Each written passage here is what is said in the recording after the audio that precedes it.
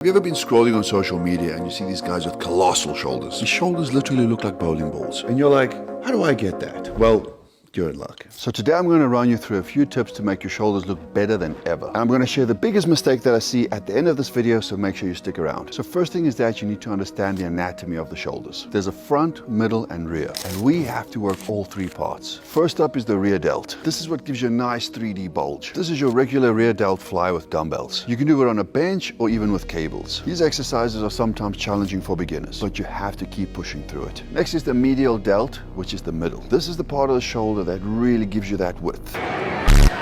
The most go-to exercise is the side lateral. I like to do these with dumbbells and seated so that I can control the weight. Keep your elbows a little bit bent and you don't want to go too high or too low. And also you can keep these exciting by doing them on the cables. And sometimes to up the pressure on these, I'll even do as many as 6 sets per workout. Third is the front delts. A lot of people argue that you don't need to work these because there's a lot of pressure put on them doing chest exercises or press movements. But there's no harm in doing them anyway. So 2 exercises, one being the front raise and the second being a compound movement. But what is a compound movement? It's an exercise that uses several muscles to perform the movement. So this exercise is the overhead shoulder press. So this press is going to use your front and middle delt, as well as your triceps and a bit of chest. You can do this with a dumbbell, barbell, or machine. And if you're just starting out, use the machine.